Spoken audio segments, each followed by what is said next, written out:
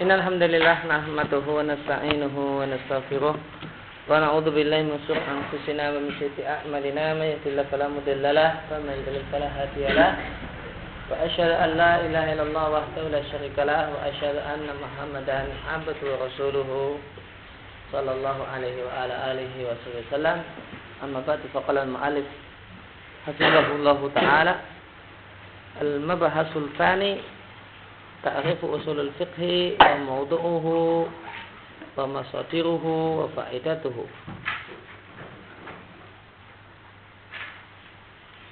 Sikit. Awalan, ta'rifu usulul fiqhi.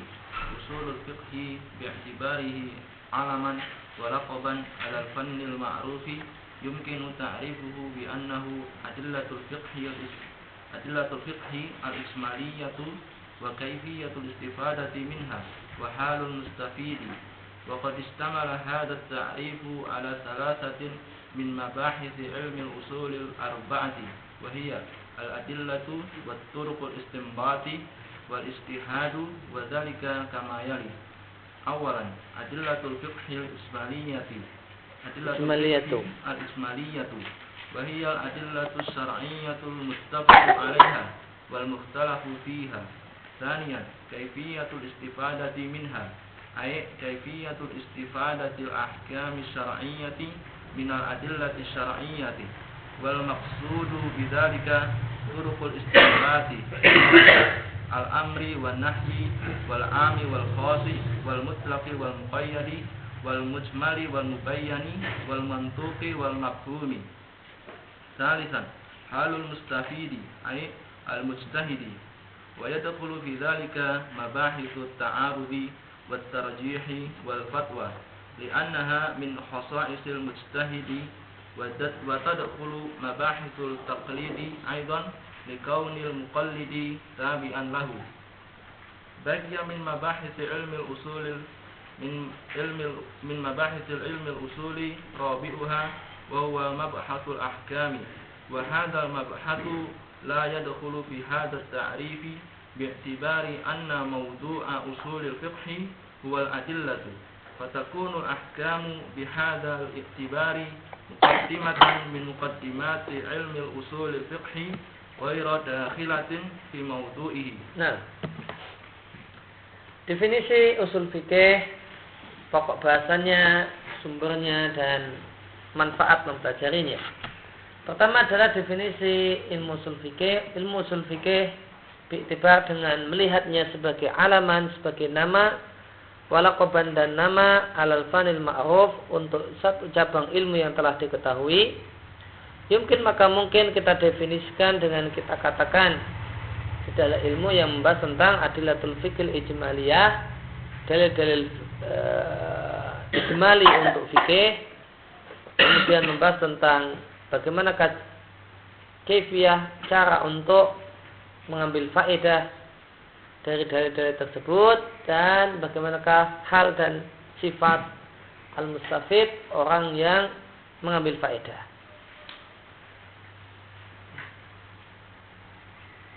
Maka di sini disebutkan dalam definisi ini 3 pokok bahasan pokok dalam ilmu usul fikih, yaitu membahas tentang masalah adillatul fiqhil ijmaliyah, dalil-dalil fikih ijmali. Dan turuqul istinbat, bagaimanakah kita bisa menyimpulkan hukum dari dalil. Kemudian bagaimanakah sifat dan kriteria orang yang bisa menyimpulkan hukum dari dalil. Waqad istamala hadha ta'rif, dan definisi ini mencakup atau memuat 3 pembahasan ilmu usul fikih. Yang pembahasan ilmu usul fikih itu realitanya ada 4. Definisi tadi cuma menyebutkan 3 pokok bahasa. 3 bahasan ilmu usul fikih yang ada dalam definisi tadi. Yang pertama adalah al-adillah, tentang masalah dalil. Yang kedua turuqul istinbat, metode menyimpulkan hukum dan dalil. Kemudian istihad. Penjelasannya adalah kamayali sebagai berikut. Pertama, dalil fikih yang bersifat global. Yang dimaksudkan adalah isi pembahasannya adalah membahas tentang masalah dalil-dalil syar'i yang muttafaq alaih, yaitu Quran, Sunnah, Ijma' dan Qiyas, dan dalil-dalil yang mukhtalaf fiha, yaitu dalil-dalil yang lain, istishab, misal man qablana dan yang lainnya.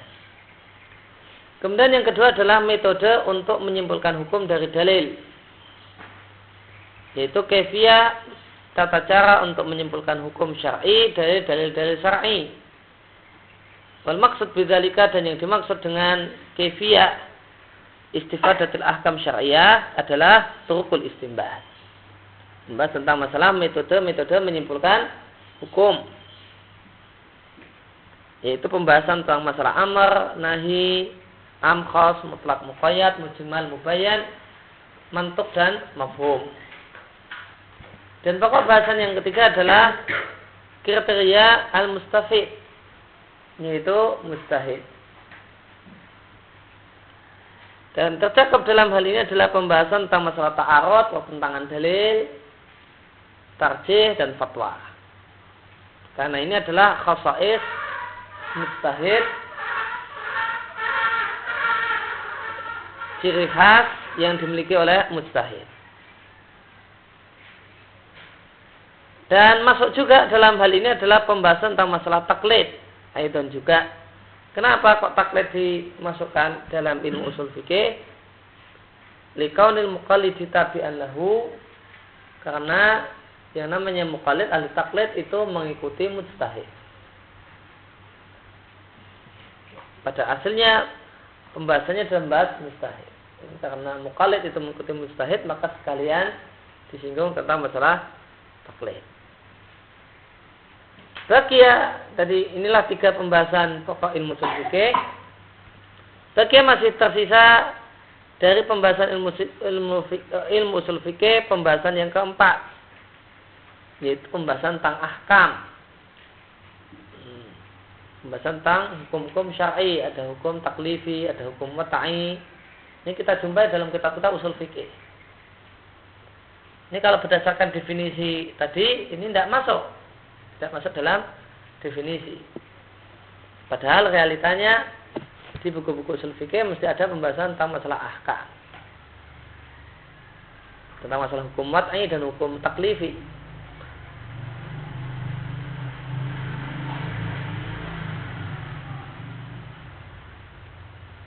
Nah, kenapa kok definisi ilmu usul fikihnya tadi, namun realitanya di buku-buku usul fikih itu ada pembahasan ahkam, dan itu tidak masuk dalam definisi. Wahadal mabahas, dan pembahasan ini tidaklah masuk dalam definisi ilmu usul fikih, bi'tibar, dengan pertimbangan, dengan mengingat, atau dengan pertimbangan bahasanya maudhu' pokok bahasan ilmu usul fikih adalah dalil. Fatakunul ahkam, sehingga pembahasan tentang masalah ahkam bihadal iktibar, dengan sudut pandang ini, dengan pertimbangan ini, statusnya adalah muqaddimah untuk belajar ilmu usul fikih, sehingga tidak tercakup fi maudhu'ihi, dalam pokok bahasan ilmu usul fikih.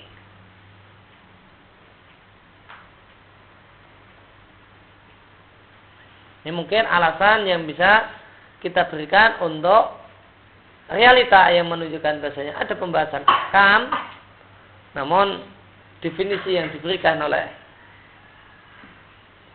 fuqaha atau oleh para usuliyun itu tidak menyebutkan adanya pembahasan ahkam.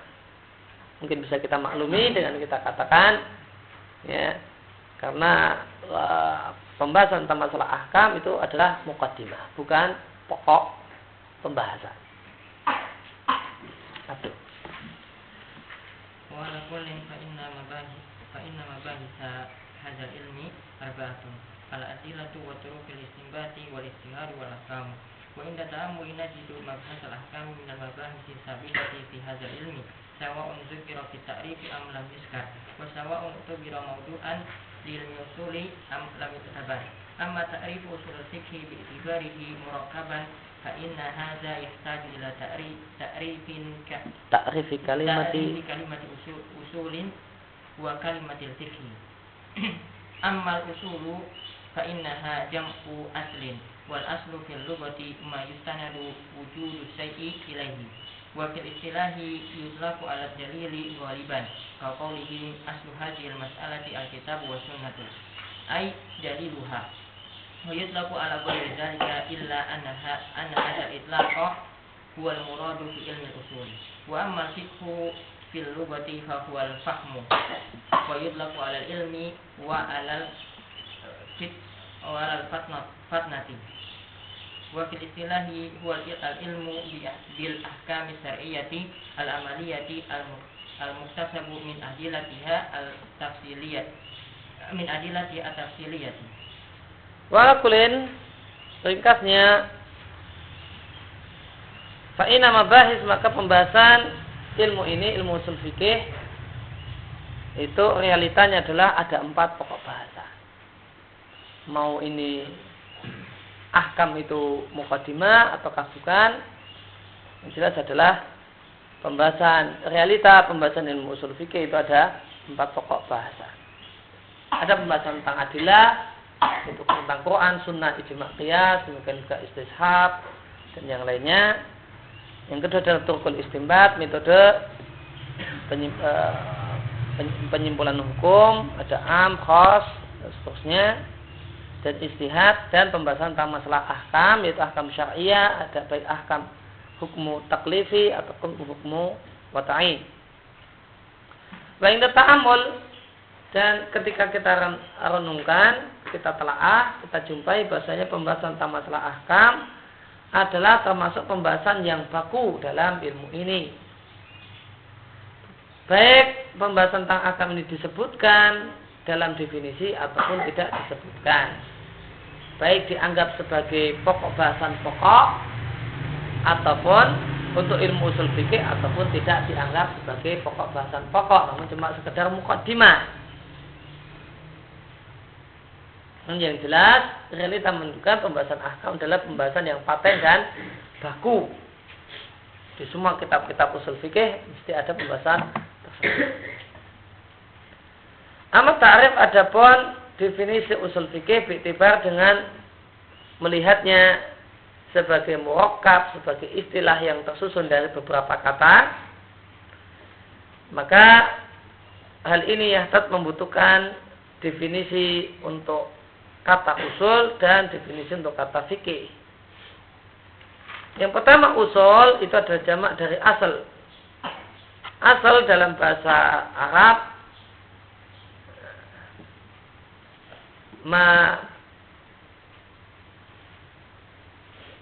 mayastanidu wujudu syai'i ilaihi, sesuatu yang keberadaan sesuatu yang lain itu bergantung kepadanya,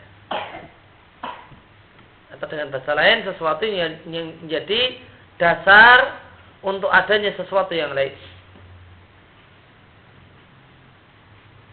sesuatu yang menjadi dasar, sesuatu yang menjadi landasan untuk adanya sesuatu yang lain. Sedangkan secara istilah itlaq digunakan istilah asal, maknanya adalah ala dalil, maknanya adalah dalil ghaliban, demikian yang sering. Sering kita jumpai kata-kata asal dan maknanya adalah dalil. Semisal aslu hadil masalah, landasan untuk masalah ini yaitu dalil dalam masalah ini adalah kitab dan sunnah. Maknanya adalah dalil. Mutlak, dan demikian juga digunakan untuk makna-makna yang lain, semacam ada istilah asal dalam qiyas. Itu artinya adalah hukum asal atau hukum pokok yang akan jadi landasan qiyas, atau permasalahan pokok yang nanti akan jadi landasan qiyas. Ila anna hadzal itlaq, akan tetapi penggunaan ini yaitu asal dalam artian dalil wal murad, itulah yang dimaksudkan dalam ilmu usul fikih. Dalam ilmu usul fikih, apa yang dimaksud usul di sini? Jawabannya adalah dalil. Ilmu tentang membahas tentang dalil-dalil fikih. Adapun fikih dalam bahasa Arab artinya adalah pemahaman, dan terkadang maknanya adalah ilmu, yaitu keyakinan, dan terkadang pula maknanya adalah kecerdasan.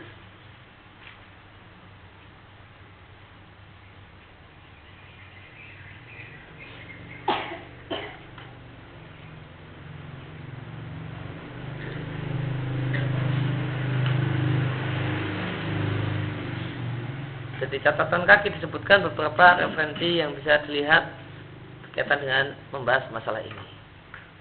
Dan sebagaimana pernah kita singgung dalam tulisan ilmiah, maka penyebutan referen itu urut berdasarkan wafatnya penulis. Oleh karena itu kita lihat Mu'jam Wasit yang merupakan kitab baru itu terletak di akhir. Berbeda dengan Mujmal Lughah, Asasul Balaghah, Lisanul Arab dan seterusnya.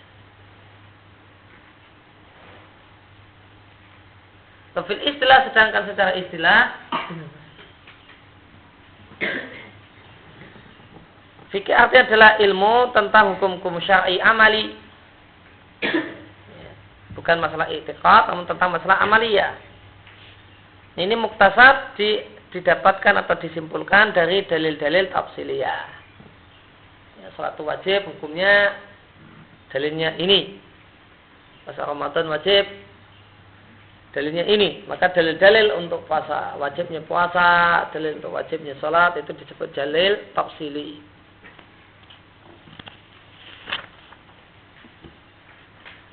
Kemudian maudhu' usul fiqh purna.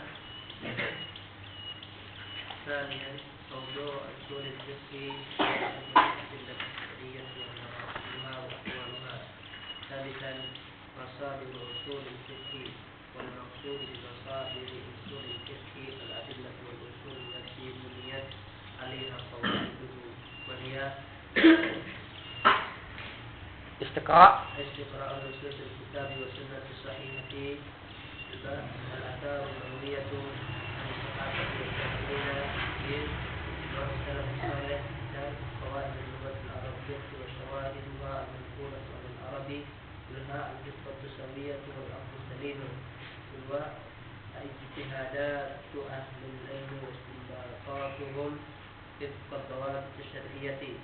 رابعا فائدة أصول الفقه. من فوائد علم أصول الفقه أولا ضبط أصول الاستدلال، وذلك ببيان الأدلة الصحيحة من الزائفة. ثانيا إيضاح الوجه الصحيح للاستدلال، أليس كل دليل صحيح يكون الاستدلال به صحيحا. ثالثا تيسير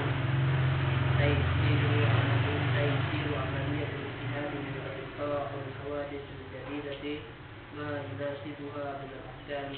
رابعا بيان ضوابط الفتوى وشروط المفتي وآدابه. خامسا معرفة الأسباب التي أدت إلى وقوع الخلاف بين العلماء والتماس الأعذار لهم في ذلك. سادسا الدعوة إلى اتباع الدليل حيث ما كان، وترك التعصب والتقليد الأعمى. وترك التعصب والتقليد الأعمى.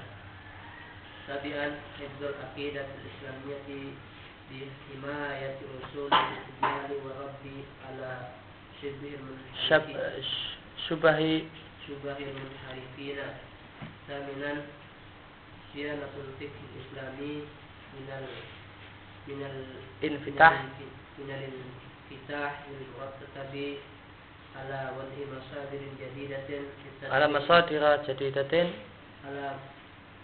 مصادر جديدة في التشريع ومن الجمود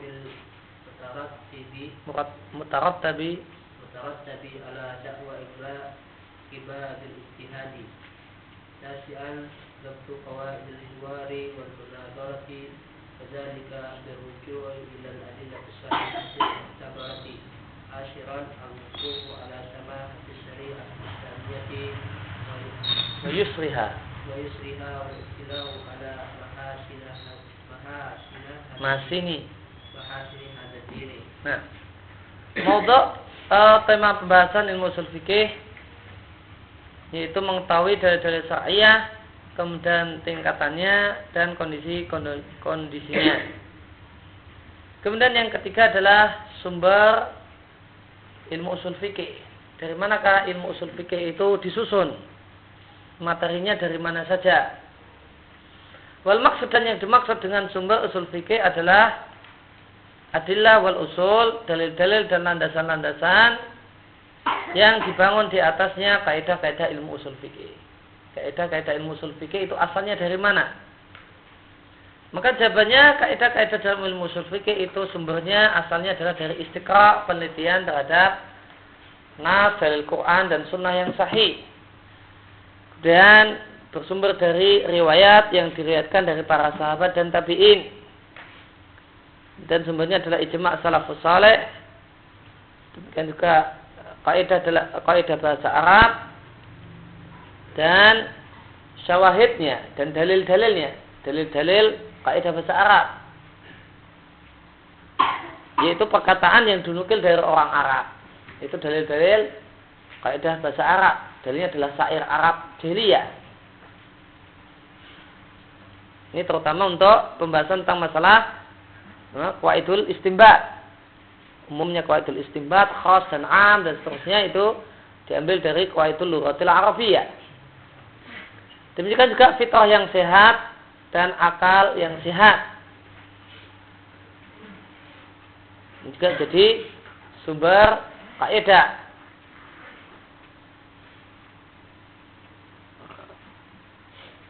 Misalnya perintah itu lil faur, perintah itu harus segera dilaksanakan. Itu salah satu hal yang mendukung benarnya kaidah ini adalah akal sehat. Dimana kalau ada seorang bos menyuruh anak buahnya, ini beli ini, terus ya, namun baru besoknya dibelikan. Apakah orang ini mendapatkan hukuman ataukah malah mendapatkan pujian? Untuk orang ini mendapatkan hukuman. Jadi menurut akal sehat, ya perintah itu harus segera dilaksanakan. Maka al-amru lil faur, harus segera dilaksanakan, tidak ditunda-tunda. Kemudian istihadat, yaitu istihad para ulama dan istinbat para ulama yang sesuai dengan wifqa, yang sesuai dengan kaidah-kaidah syariat. Dan manfaat keberadaan ilmu usul fikih dan belajar ilmu usul fikih. Di antara manfaat keberadaan ilmu usul fikih adalah menjaga usulul istidlal. Menjaga dasar-dasar untuk berdalil. Apa dasar-dasar untuk berdalil? Ya dalil. Usul istidlal itu sama dengan adillah. Yaitu dengan menjelaskan manakah dalil-dalil yang bisa digunakan sebagai dalil, Quran, Sunnah, Ijma', Istishab dan seterusnya, nazaifah, dan manakah yang merupakan dalil-dalil yang palsu, yang tidak boleh dijadikan sebagai dalil. Semacam kasyafnya orang sufi, mimpi dan sebagainya, itu tidak masuk dalam pembahasan adillah, makanya bukan dalil.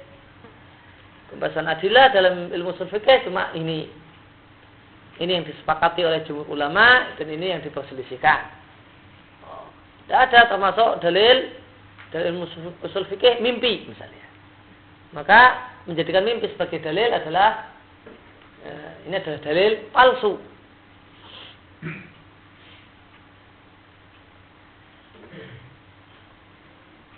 Ada orang yang berdalil dengan perkataan tabi'in misalnya. Oh ini nggak benar, nggak bisa perkataan tabi'in jadi dalil, atau perkataan tabi'in jadi dalil.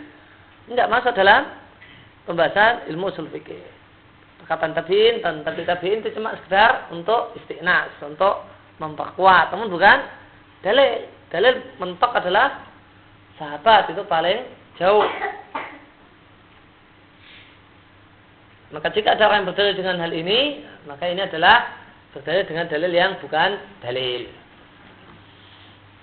Maka telah dijelaskan apa yang dipakai oleh para ulama sebagai dalil. Apa sajakah yang jadi dalil menurut ulama?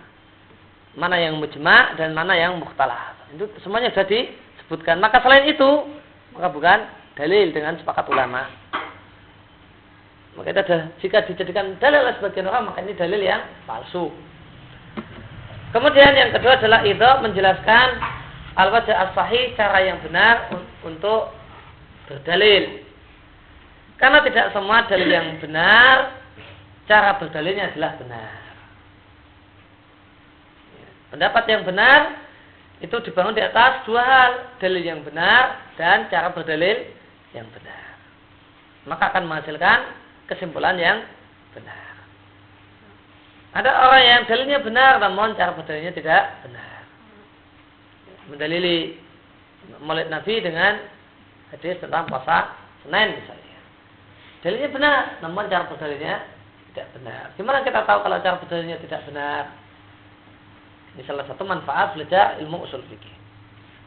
Kemudian yang ketiga adalah taisir, memudahkan amaliyatul istihad, proses beristihad, sehingga bisa memberikan al-hawadits jadidah, kejadian-kejadian yang baru, bisa kita berikan ahkam hukum yang yunasibuha, yang sesuai dengan kejadian-kejadian tersebut. Kemudian penjelasan tentang dawabit fatwa, kaidah-kaidah dalam memberikan fatwa, syarat seorang pemberi fatwa dan adab orang yang memberi fatwa. Ini ada dalam pembahasan tentang masalah istihad dan fatwa. Kemudian ma'rifat mengetahui sebab-sebab alat adat yang menyebabkan wukuk terjadinya khilaf antara ulama. Waltimas, dan mencarikan alasan untuk para ulama kenapa mereka berselisih. Supaya kita bisa memaklumi kenapa kok ulama berselisih. Oh, kita maklum ulama berselisih karena kaedahnya saja sudah beda. Ini satu kaedahnya adalah perkataan sahabat hujah, yang satu perkataan sahabat bukan hujah. Yang maklumlah kalau kesimpulan hukumnya ini mengatakan demikian dan itu mengatakan demikian. Maka orang akan bisa memaklumi terjadinya ikhtilaf di antara para fuqaha dan para ulama. Dan orang akan bisa berlapang dada dalam hal-hal yang memang bisa berlapang dada. Karena tahu sebabnya.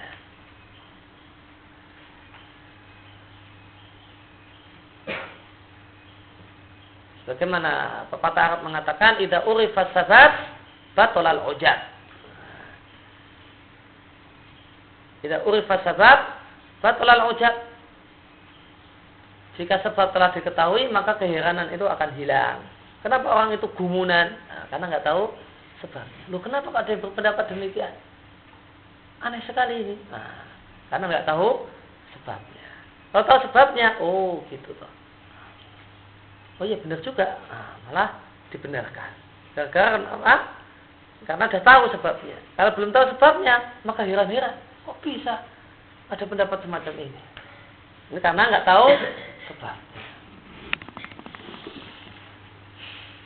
Kemudian ada wasilah tibai dalil. Ilmu ushul fikih itu mengajari kita untuk mengikuti dalil di mana saja dalil tersebut berada dan mengajari kita untuk meninggalkan ta'assub dan taklid buta. Ini manfaat orang yang belajar ilmu ushul fikih dan menerapkannya. Maka dia tidak akan menjadi orang yang ta'assub, orang yang fanatik dan taklid buta dengan orang. Wah, ini kita telah belajar kaidah, kita punya ulama syekh yang kita hormati, namun ini istidlalnya nggak tepat di sini. Cara pendalilannya nggak pas. Udah keliru. Yang ini yang lebih pas. Maka kita akan bisa meninggalkan ta'assub dan taklid kita. Sehingga jadilah kita, maka ilmu ushul fikih mengajar kita jika dipraktekkan untuk ittiba'u dalil. Bukan ittiba'u syakhs, namun ittiba'u dalil. Siapa yang dalilnya benar dan istidlalnya bagus, maka itulah yang kita ambil. Nah, di antara sebab orang itu ta'assub dan taklidul a'ma adalah karena nggak ngerti ilmu ushul fikih. Maka yang akan dia lihat orangnya. Yang akan dilihat adalah orangnya, bukan wajul istidlalnya. Namun orang yang belajar ushul fikih, maka dia akan bukan melihat orang, namun akan melihat bagaimanakah dalilnya, gimana cara istidlalnya, cocok dengan kaidah ataukah tidak. Kemudian hifdzul aqidah Islamiyah, menjaga akidah Islam dengan himayah, dengan menjaga usulul istidlal. Usulul istidlal sama dengan adillah, warat dan bantahan untuk subhat orang-orang yang menyimpang, bantahan orang-orang yang ingkar sunnah. Ini ada pembahasannya di ilmu usul fikih. Ada orang yang menolak berdalil dengan sunnah, maka telah dibahas bantahan dan kesesatan orang-orang semacam ini. Di mana pembahasannya? Di usul fikih. Maka dengan ini kita melindungi akidah secara umum. Kemudian menjaga fikih Islam minal infitah. Ya. Jangan sampai infitah, inklusif. Inklusif bukan eksklusif. Eksklusif inghilaq bahasa Arabnya. Eksklusif. Lawannya inklusif. Infitah bahasa Arabnya. Terlalu terbuka. Al-mu'tab yang akan menyebabkan atau yang disebabkan dibuatnya sumber-sumber baru untuk tasyri', untuk penetapan hukum. Ketika ada dimasukkan ke dalam fikih Islam dalil-dalil yang baru, sumber-sumber tasyri' yang baru, maka akan menyebabkan fikih Islam akan terlalu terbuka, ya, dan malah akan hilang dari Islamnya itu sendiri. Dan dengan adanya ilmu usul fikih, maka juga melindungi fikih Islam minal jumud, dari kebekuan. Hal ini disebabkan dakwah klaim inghilaq, tertutupnya pintu ijtihad. Maka dalam ilmu usul fikih terdapat pembahasan tentang masalah ijtihad dan tentang pembahasan tentang apakah pintu ijtihad itu tertutup hanya untuk imam 4 mazhab saja, ataukah ada ijtihad bagi orang-orang setelah itu. Kemudian dhabtu qawaidil hiwar wal munadharah. Dan ilmu usul fikih mengatur tentang kaidah dialog dan kaidah diskusi. Wadzalika, hal tersebut dengan rujuk kepada dalil yang sahih dan dalil yang muktabar diakui. Maka supaya orang untuk debat itu bukan debat kusir, jika ini debatnya dalam masalah hukum, maka orang-orang yang debat dalam masalah hukum ini adalah orang-orang yang ngerti ilmu usul fikih. Nanti supaya debatnya tidak jadi debat kusir. Karena dalam ilmu usul fikih, maka ada ya usul-usul, ada kaidah-kaidah bersama yang bisa dirujukkan ke sana. Kalau orang itu debat dalam masalah hukum, ya, dan orang yang nggak ngerti usul fikih, ya maka nanti debatnya dari debat kusir. Wah, menurut saya semua, nggak ada ujung pangkalnya. Namun kalau orang itu ngerti ilmu usul fikih, menurut saya demikian, alasannya demikian, kaidahnya semacam ini. Ya. Kalau tidak tanpa usul fikih, maka hukumnya menurut saya demikian. Tapi gimana kaidahnya kok bisa demikian? Nggak ada, nggak jelas. Kemudian al-wukuf, mengetahui al-wukuf ala, waqaf ala artinya mengetahui kelapangan syariat Islam dan kemudahan syariat Islam. Dan itilak dan mengetahui sisi-sisi indah dari agama ini.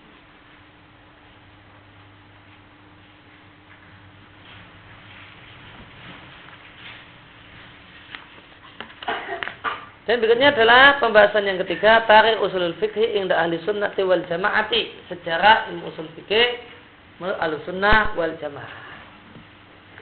Amin.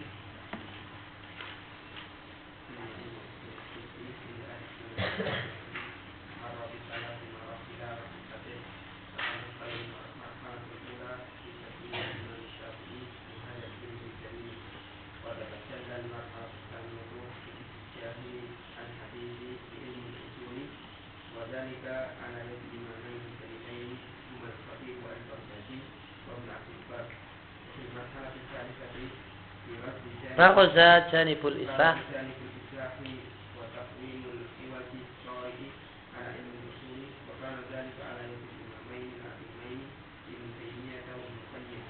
وكان لهؤلاء الأئمة الخمسة ولغيرهم من أئمة أهل السنة والجماعة جهود بارزة ومؤلفات عديدة أوضحت المنهج ورسمت الطريقة وحدت المعالم.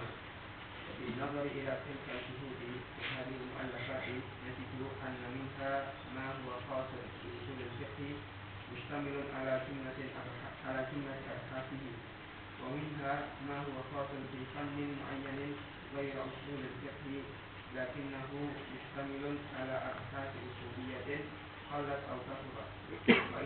وعند النظر إلى المؤلفات الأصولية الخاصة تبرز لنا 4 مؤلفات امتاز كل واحد من هذه المؤلفات بما يستأهل بأجله أن يفرد بدراسة مستقلة.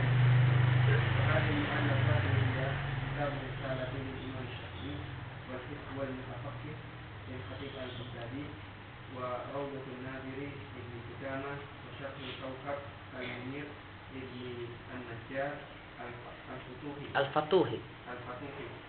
فالمقام إذن يقتضي تقسيم هذا المبحث إلى مطلبين: المطلب الأول المراحل التي مر بها علم أصول الفقه عند أهل السنة والجماعة، والمطلب الثاني دراسة مستقلة للكتب ال4 وهي الرسالة والفقيه والمتفقه وروضة الناظر وشرح الكوكب المنير. Nah,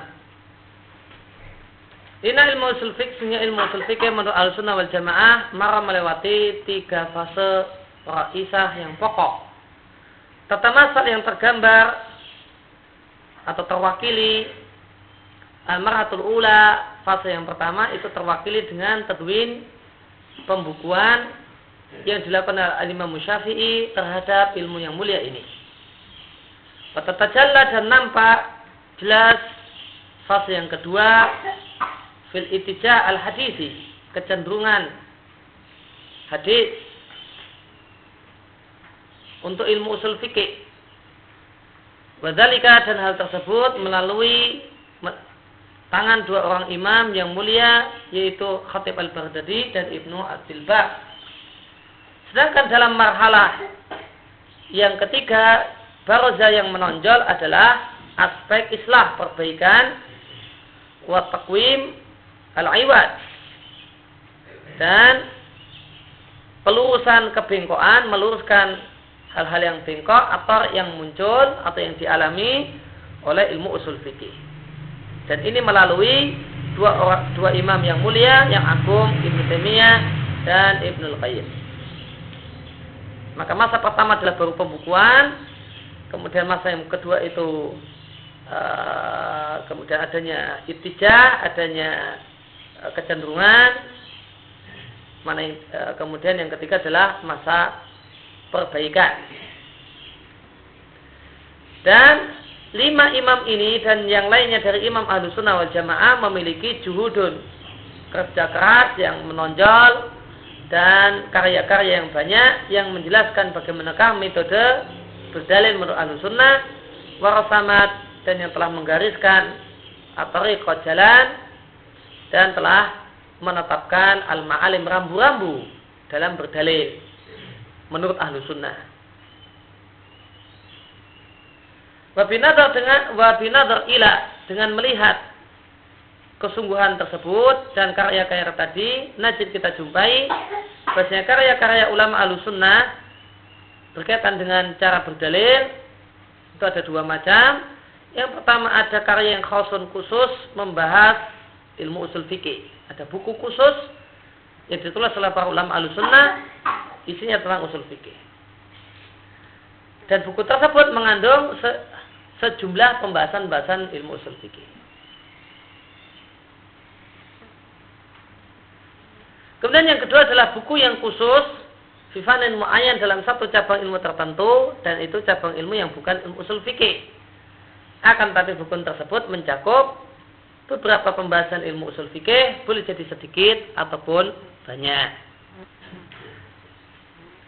Wa indan nazar, dan pada saat melihat ilal mu'alafatil usuliyah, buku-buku ilmu usul fikih yang khusus membahas usul fikih, maka nampaklah bagi kita ada empat buku imtazah yang memiliki keistimewaan. Masing-masing dari 4 buku ini bima dengan keistimewaan yastahilu sehingga layak diajli karenanya ayufrad untuk dikhususkan dalam satu pembahasan tersendiri.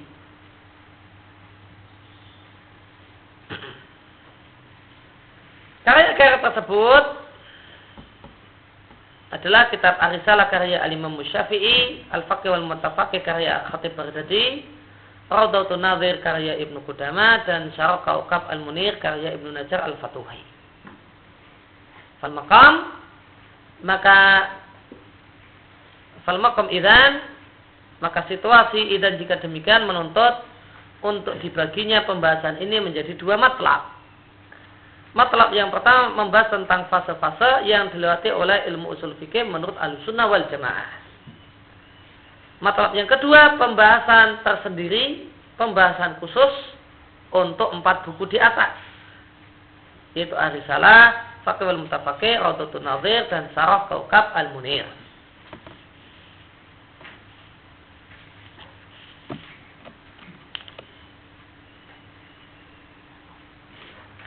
Kemudian kita masuk ke matlab yang pertama. Ya.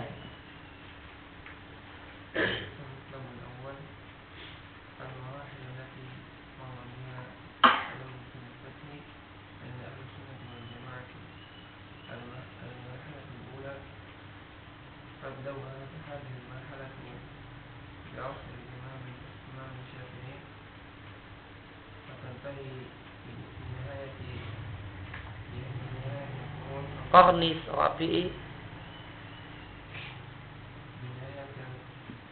Qarni Rabi'i, wa ahammu ma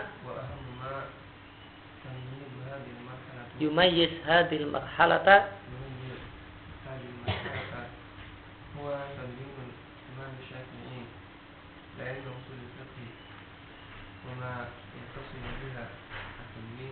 بهذا التدوين ظروف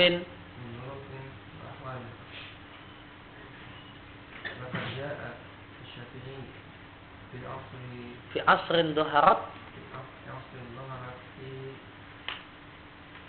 مدرستان استقامت كل واحدة على منهج واحد معين وكان الفقهاء إلا قليلا يسيرون على منهج إحدى المدرستين لا يخالفونه إلى لهج الأخرى إلا هاتين المدرستين مدرسة الحديث وكانت بالمدينة وشيخها ومالك بن أنس صاحب الموقع. والمدرسة الثانية مدرسة الرأي وكانت بالعراق وشيخها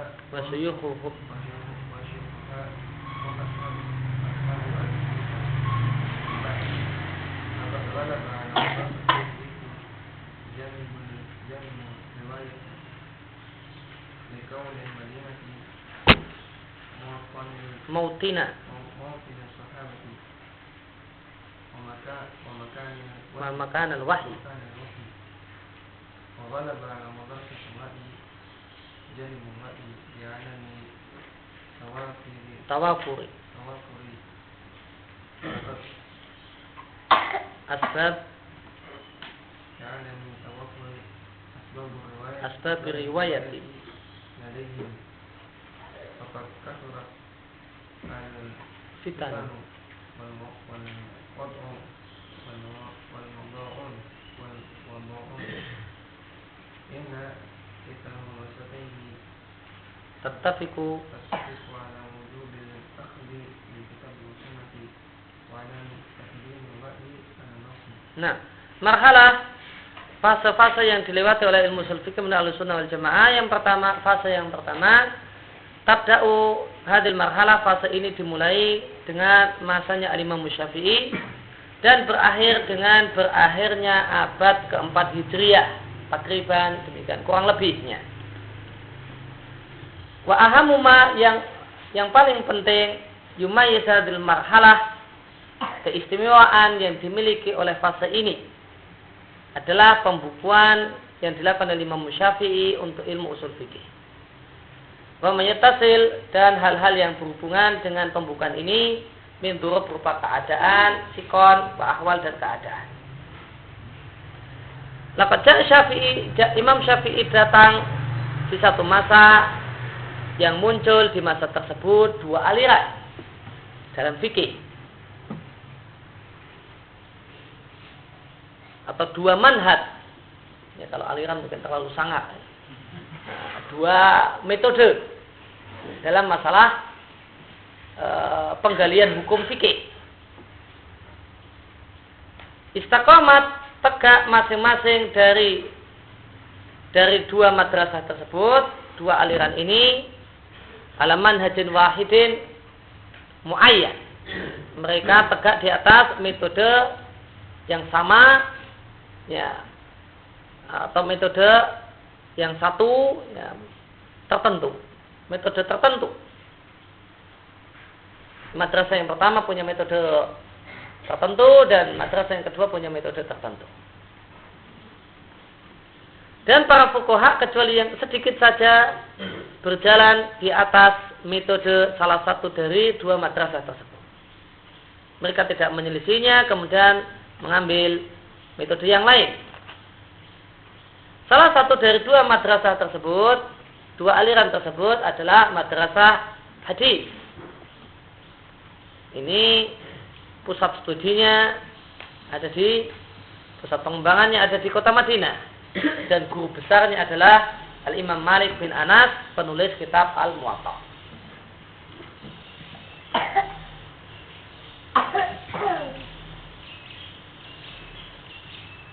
Kemudian di footnote disampaikan tentang biografi sekilas Imam Malik. Itu adalah Malik bin Anas, ya, bin Malik. Namun Anas bin Malik di sini bukan sahabat Nabi Anas bin Malik, karena Malik bin Anas ini statusnya tabi'in. Al-Asbahi cukup apa enggak itu?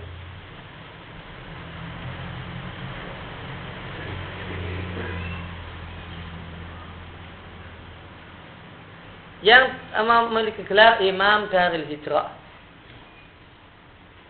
Beliau disebut Imam Daril Hijrah karena tidak pernah keluar dari kota Madinah.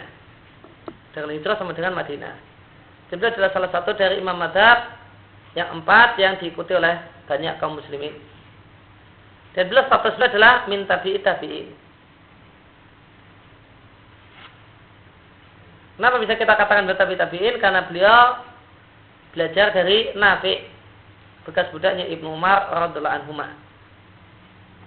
Bahwa anhu, dan di antara murid beliau yang mengambil riwayat dari Imam Malik, artinya muridnya.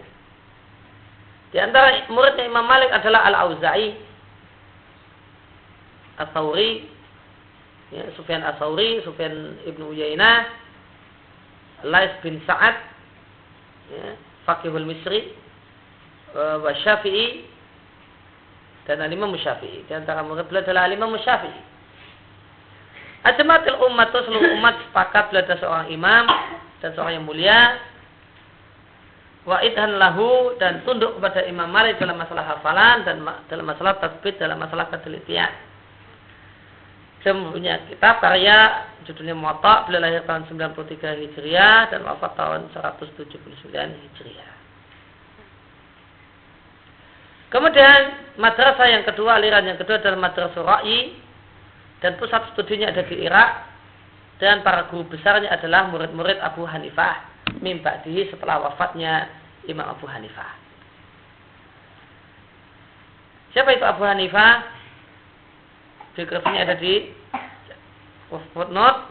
Nama aslinya adalah An-Nu'man bin Sabit bin Kawus Abu Hanifah al-Faqih al-Kufi al-Farisi, dia orang Persia, bukan orang Arab. Ilaihi yunsab mazhab Hanafi, kepada beliau disebutkan mazhab Hanafi. Dia adalah aliman amilan, seorang alim, seorang yang beramal dengan ilmunya, seorang yang zuhud dan ahli ibadah. Dan beliau adalah seorang pakar yang benar-benar pakar fil qiyas, dalam masalah qiyas. Dan beliau urifa, dikenal dengan biquwatil hujjah, dengan orang yang jika berdebat kuat dalilnya. Lahir tahun 80 Hijriah dan wafat ketika Imam Syafi'i lahir di tahun 150 Hijriah.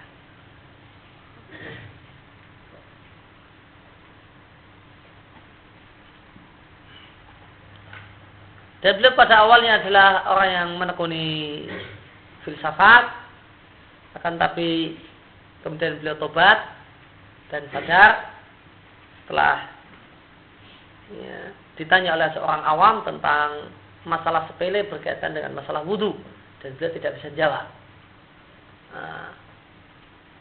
Hanya beliau sadar, belajar kemarin bertekun-tekun itu ternyata nggak ada dapat hasilnya apa-apa. Ditanya aja masalah wudu saja nggak bisa memberikan jawaban. Hanya kemudian beliau menekuni sunnah dan menekuni fikih. Laqad ghalabat dominan, yang dominan pada madrasatul hadis, yang dominan adalah janibur riwayah, aspek riwayah. Sebabnya karena Madinah adalah mautina, khabarnya kaunnya, masdar yang beramal dengan amal fiilnya. Di kaunil Madinah mautina, karena Madinah adalah tempat tinggal para sahabat dan merupakan tempat turunnya wahyu. Sedangkan ghalaba yang dominan pada madrasatul ra'i adalah janibur ra'i, aspek logika. Apa faktornya? Li adam tawafur, karena tidak lengkapnya asbab riwayat, sebab-sebab riwayat pada mereka.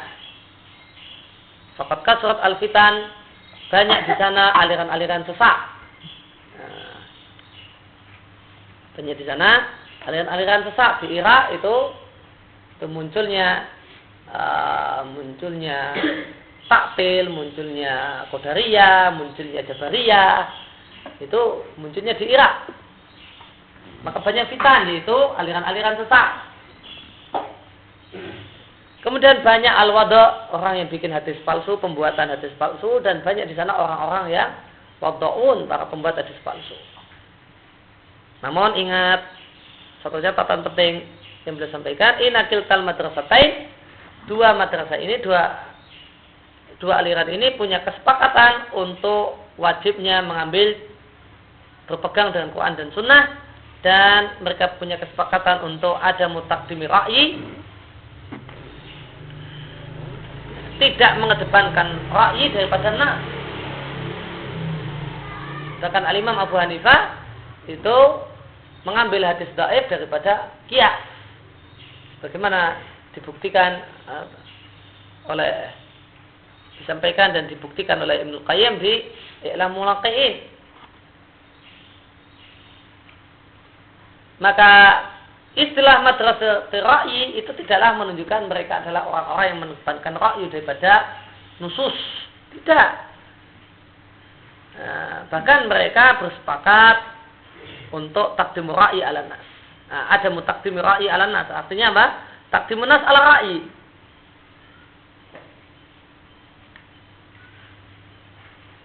Bukti tentang hal ini bisa dilihat di I'lamul Muwaqqi'in, karya Ibnu Qayyim.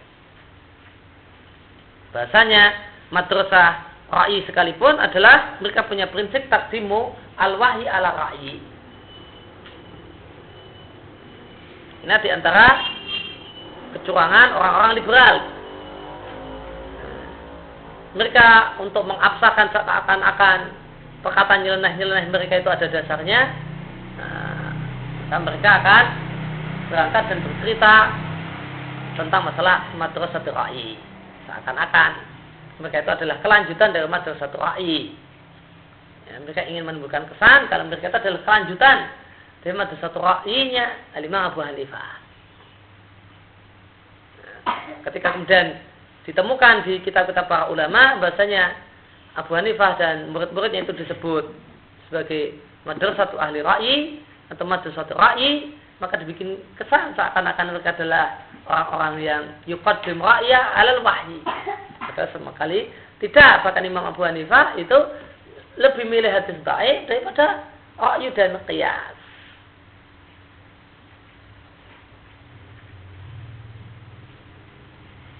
Maka untuk melegalkan, seakan-akan melegalkan kenyelenahan mereka melakukan pembohongan publik. Dan inilah hujah pokoknya ahlul dolal, membuat penipuan.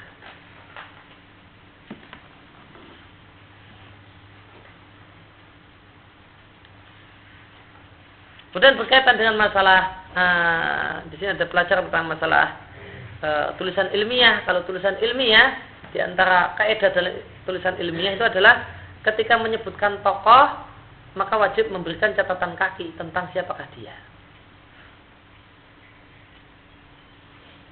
Ini persyaratan tulisan ilmiah di sana. Kalau nulis kok menyebutkan nama tokoh di atas, maka harus ngasih catatan kaki siapakah orang ini. Ada dua model, ada yang modelnya semua tokoh dikasih biografi, ada yang modelnya ya cuma yang tidak kondang-kondang saja, yang kondang-kondang tidak diberi. Namun yang jelas ada ciri khas yaitu tokoh, terutama yang jelas adalah yang tidak masyhur wajib untuk dicarikan supaya pembaca itu ketika baca punya gambaran siapakah dia, tidak kemudian baca dan nggak tahu siapakah fulan ini, namun ada gambaran.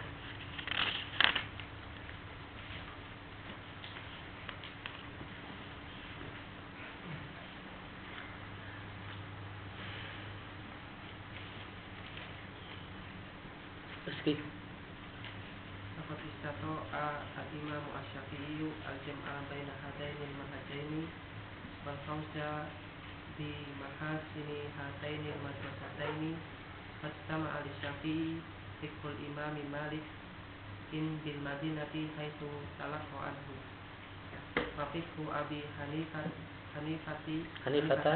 bil Iraqi istalaqahu an sahibihi Muhammad ibn al-Hasan idofatan ila fikhi ahli Syami wa ahli Misra haitsu akhadha an fuqahaihima.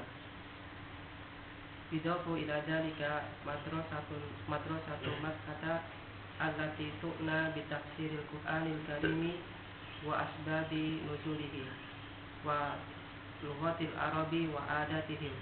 Istalaqal ilma bi Makkah ala man kana fiha minal fuqaha'i wal muhadditsina hatta balagha manzilatal ibta'i. Kama anna Syafi'i kharaja ilal badiyati wa lazama Hudailan wa kanat min afsahil arabi fata'allama kalamaha wa akhadha sab'aha wa hafidha al-katsira min as'aril hudaliyin wa aksarul arabi bihadihil muqtayati istata'a al-Imam Asy-Syafi'i ayyadu alil fuqaha'i usulan lil istinbati wa qawaida lil istidlali wa dawabita lil ijtihadi wa ja'ala al-fiqha mabniyan ala usulin sabitatin la ala ta'ifatin minal fatawa wal aqdiyati. Laqad fataha Asy-Syafi'i bidzalika ainal fiqhi wa sanna at-tariqa liman ja'a ba'dahu minal mujtahidina liyasluku misla masalaka wa liyutimmu ma bada'a. Hakada sanafa al-Imam Asy-Syafi'i kitab risalati fakana awwala kitabin fi ilmi usulil fiqh. Nah, laqad istata'a mampu al-Imam Syafi'i mengkompromikan, mengumpulkan dua metode ini, wal fauz, dan berhasil mengumpulkan mahasin, sisi positif dari dua madrasah ini. Karena terkumpul dalam diri Syafi'i fikihnya Imam Malik di kota Madinah, di mana beliau belajar langsung kepada Imam Malik. Demikian pula ada pada diri beliau pengetahuan tentang fikihnya Abu Hanifah di Irak. Kenapa? Karena beliau belajar fikihnya Abu Hanifah dari murid dekatnya Abu Hanifah, yaitu Muhammad bin Hasan. Saya footnote, beliau adalah Muhammad bin Hasan bin Farqad Asy-Syaibani. Beliau bersahabat dengan Abu Hanifah, dan dari Abu Hanifah beliau belajar fikih. Di samping itu juga dia belajar kepada Abu Yusuf. Warawaan, dan beliau juga belajar atau mengambil riwayat hadis dari Malik dan Sufyan Ats-Tsauri. Warawaanhu, dan dia punya murid, diantaranya adalah Ibnu Ma'in. Wa akhadha anhu, dan belajar ilmu kepada beliau Asy-Syafi'i. Asy-Syafi'i adalah muridnya Muhammad bin Hasan. Wa walladzi nasara ilmaha Abi Hanifah fi man nasyarahu. Dia adalah orang yang menyebarkan ilmunya Abu Hanifah di antara orang-orang yang menyebarkannya. Dan dia adalah seorang yang fasih dalam berbicara, orang yang baliran, orang yang bahasanya memikat, aliman, dan seorang yang alim, dan seorang yang faqih. Beliau punya banyak karya. Beliau punya kitab Sir Al-Kabir, Sir Shahir, demikian juga kitab Al-Athar. Lahir tahun 132 Hijriah, wafat tahun 189. Itu akan disamping kepada fikihnya penduduk Syam dan penduduk Mesir, di mana beliau belajar dari para ahli fikih di dua daerah tersebut.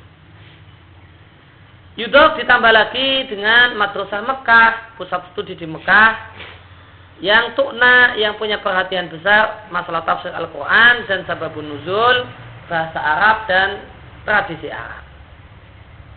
Karena beliau kecilnya di Mekah. Italaqal ilma, karena Imam Syafi'i itu belajar ilmu di Mekah, ala man kana fiha minal fuqaha, kepada para orang-orang yang ada di sana, yaitu para pakar fikih dan para pakar hadis yang ada di sana. Beliau belajar di Mekah hatta balagha manzilatal iftah, sampai pada satu derajat yang layak untuk memberi fatwa. Setelah itu baru beliau belajar ke Madinah, ke Imam Malik. Terus setelah itu beliau belajar ke Muhammad bin Hasan di Irak. Sebagaimana Imam Syafi'i juga pernah pergi ke daerah Badui dan selalu menyertai suku Hudzail. Dan suku Hudzail ini adalah min afsahil Arab, termasuk suku kabilah Arab yang paling fasih. Imam Syafi'i belajar bahasanya suku Hudzail dan mengambil tabiat mereka. Gimana sih gayanya, gaya hidupnya Hudzail. Dan beliau pun menghafal banyak dari syair-syair Hudzail dan banyak hafal tentang akhbaril Arab, sejarah Arab. Bihadil mu'tayat, maka dengan anugerah-anugerah ini, maka Imam Syafi'i mampu untuk meletakkan usulal istimbat, dasar-dasar istimbat untuk para ahli fikih, dan kaidah-kaidah berdalil, dan kaidah-kaidah untuk beristihad. Dan Imam Syafi'i menjadikan fikih itu dibangun di atas landasan-landasan yang kokoh, tidak dibangun di atas sejumlah fatwa dan keputusan hukum. Laqad fatah Syafi'i, maka Imam Syafi'i membuka dengan hal tersebut, ainal fiqhi, membuka mata fikih dan merintis satu jalan liman ja'a ba'da, untuk orang-orang setelah beliau dari para ulama mujtahid, supaya menempuh mislah masyarakat, jalan yang telah ditempuh oleh Imam Syafi'i, dan supaya menyempurnakan apa yang telah dimulai oleh Asy-Syafi'i. Maka dengan jasanya Imam Syafi'i, maka fikih itu ada dasarnya, ada kaedahnya. Sebelumnya fikih itu cuma kumpulan fatwa para sahabat. kenapa kok sahabat kok bisa berfatwa demikian, apa kaedahnya, itu belum ada yang meletakkan. Maka cuma kumpulan fatwa sahabat dan tabi'in. Namun gimana kok bisa ada fatwa semacam ini? Ini orang nggak tahu. Nah, cuma tahunya ya fatwanya tabi'in demikian, fatwanya sahabat fulan demikian. Kenapa kok dari mana kok fatwa ini bisa muncul, keputusan ini kok bisa dikeluarkan? Ini kaedahnya gimana? Orang nggak tahu. Yang tahu ya cuma ulamanya itu sendiri. Namun orang yang mempelajari fikih para sahabat dan tabi'in ketika itu sebelum Al-Imam Syafi'i kebingungan. Ini gimana kok bisa? Maka jadilah fikih adalah menghafal fatwa. Hakadha demikian pula Al-Imam Syafi'i sonnafa menulis kitab Ar-Risalah. Dan kitab Ar-Risalah adalah awal kitabin, buku yang pertama kali dalam masalah ilmu usul fikih.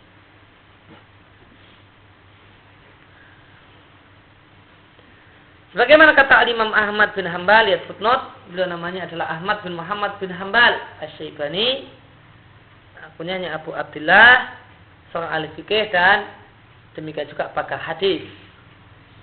Meskipun ada suara-suara sumbang terhadap Imam Ahmad yang mengatakan bahwa Imam Ahmad itu pakar hadis dan bukan pakar fikih. Ini adalah cuma suara sumbang yang tidak benar. Bahkan beliau adalah al-faqih al-muhaddis.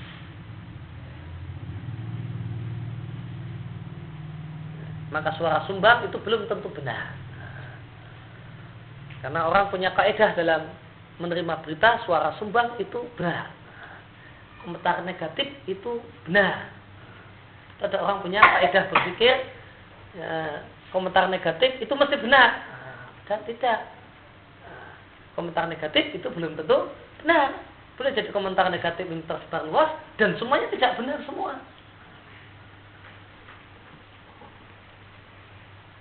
Maka komentar negatif itu belum tentu benar.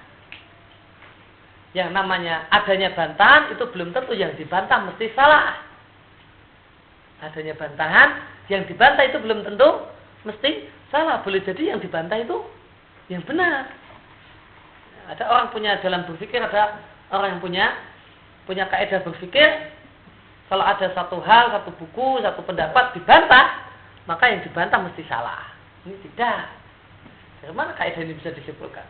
Boleh jadi yang dibantah itu malah benar, yang membantah itu yang salah. Ila yunsab kepada beliau dinisbatkan mazhab Hambali.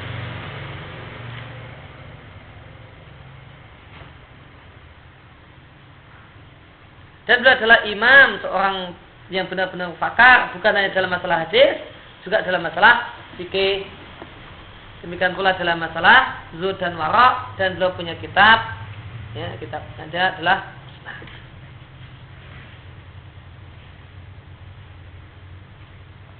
Ya, ada sebagian yang tidak mengakui fikihnya Al-Imam Ahmad.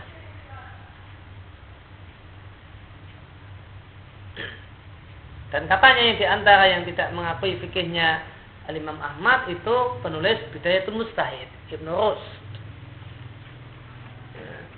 Oleh karena itu Bidayatul Mujtahid ini adalah kitab yang ya tidak tebal, namun adalah kitab yang luar biasa. Dia adalah ensiklopedi khilaf yang tidak ada tandingnya.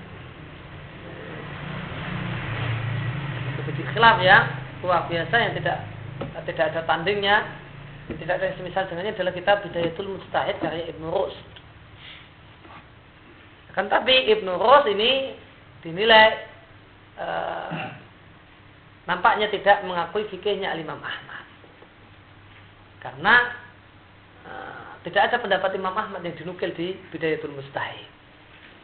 Kan ini ada khilaf, fulan mengatakan demikian, ini pendapatnya demikian dan seterusnya. Nah, ala kulli hal Imam Ahmad adalah imam bukan dalam hadis dan dalam masalah fikih.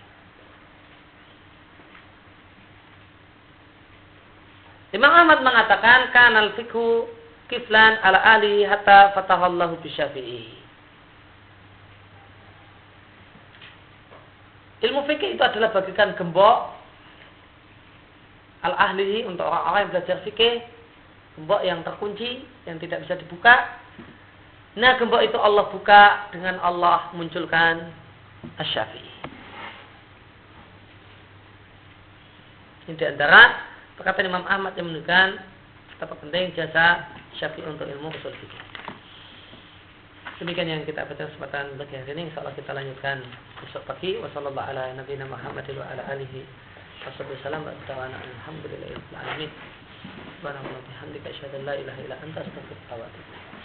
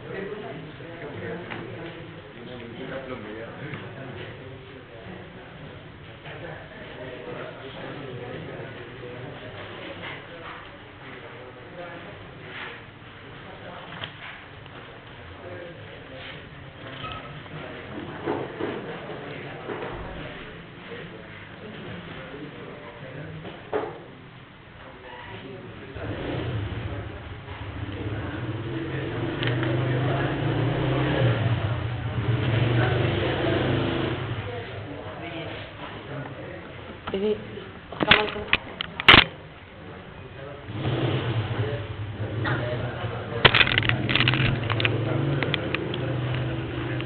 Ya, siapa ini? Bawahnya. Apa ini namanya? Kopi siapa? Ini namanya ada enggak? Oh iya, besar ya. Namanya enggak ada rekamannya ada. Orangnya enggak ada rekamannya ada. Mati belum? Masih itu tadi. Yang fotokopi juga satu. Bukan, saya juga mesti ngopi. Ini ada.